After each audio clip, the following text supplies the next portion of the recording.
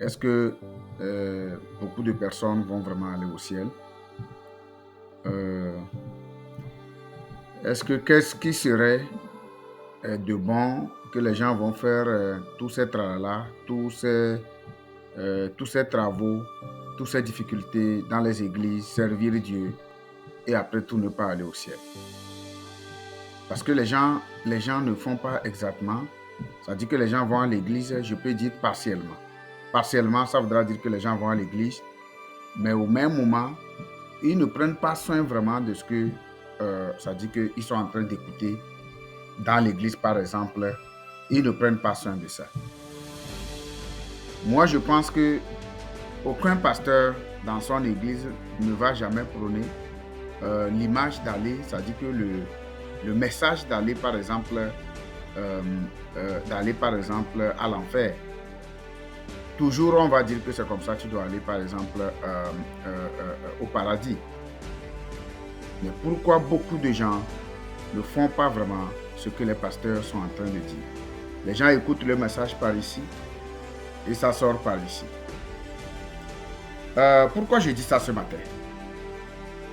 Parce que ça m'arrive des fois de comprendre que beaucoup de gens meurent, surtout en Amérique du Nord.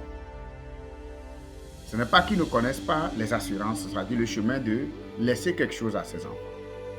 Quand tu prends tout le monde, ça dit de la diaspora, ça dit des gens, des immigrants, je peux dire, la majeure partie, c'est parce qu'on n'était pas bien chez nous.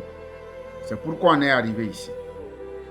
Maintenant, à quoi servira-t-on de venir dans ces pays, des pays de grande opportunité, des pays de grande valeur, et qu'on va encore, ça dit, se comporter comme si on est au Togo, si on est en Côte d'Ivoire, et si on est au Mali surtout, et si on est encore, par exemple, en Guinée.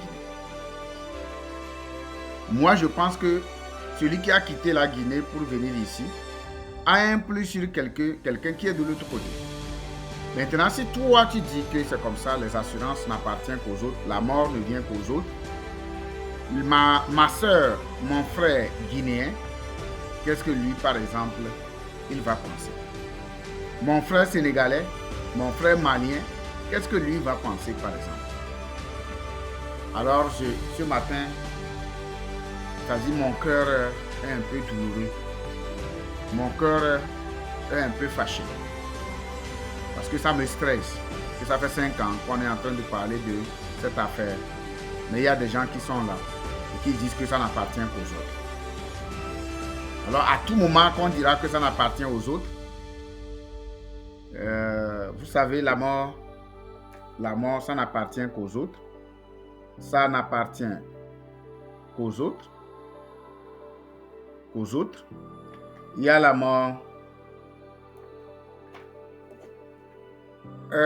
qui, par exemple, tu vois ton frère, on est en train de l'enterrer. Et toi, tu dis aux gens que non, c'est parce que lui, il est dangereux. Il a fait il a commis une faute à Dieu. C'est pourquoi Dieu l'a appelé. Moi, je pense que ce n'est pas ça. Alors, ça n'appartient pas qu'aux autres. Ça dit que la mort, là, ça n'appartient pas qu'aux autres. Ça peut venir chez toi aussi. Et la définition de la mort, généralement, c'est un danger qui est là. Et pour nous dire que c'est comme ça, on veut venir semer un trouble dans la maison pour que les gens puissent pleurer. Alors, si toi et moi, on ne veut pas pleurer, moi, je pense qu'il serait de bon ton que toi et moi, on prenne vraiment ça dit que ce message d'éveil, ce message de lève-toi ce matin. Comme par exemple, on va te dire à l'église comme quoi, lève-toi et reçois de la bénédiction. Je voudrais te dire ce matin de te lever, lève-toi et appelle-moi ce matin. Dis-moi que c'est comme ça, tu veux joindre notre équipe de Finable la solution, accompagner, c'est-à-dire au sein de Greatway Financial, qu'on est en train de délivrer les gens. Alors lève-toi et reçois ta délivrance. N'importe où tu es, tu dois recevoir ta délivrance parce que c'est tellement très important. Nous ne devons pas chaque matin, comme ce matin, ce dimanche, je suis en train d'aller à l'église et qu'à la fin, ça devient par exemple des va-et-vient inutiles. Si vous devez aller à l'église et que ça doit devenir des va-et-vient inutiles, alors si vous devez venir au Canada, vous devez venir par exemple en Amérique du Nord et que ça doit devenir par exemple des va-et-vient inutiles, Moi, je te dis plutôt, pourquoi tu vas encore à l'église? Tu n'as pas besoin. Alors, c'est un message que je te lance ce matin. Tu dois te corriger à ton niveau.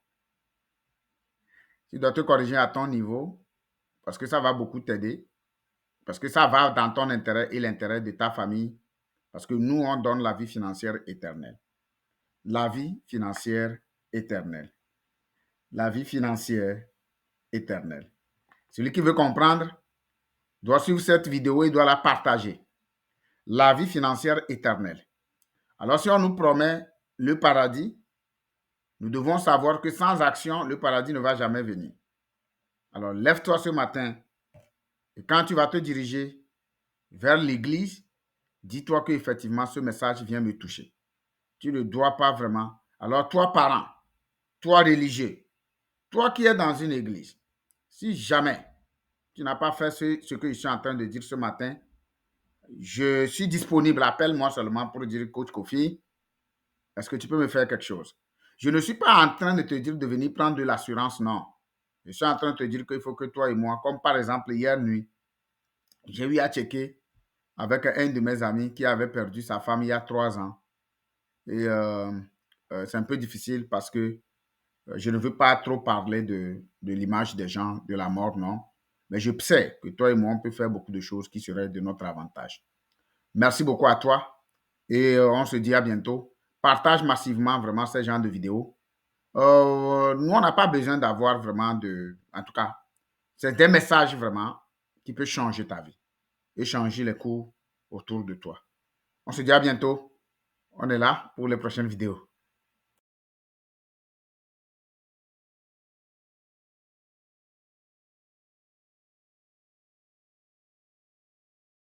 On va vraiment aller au ciel.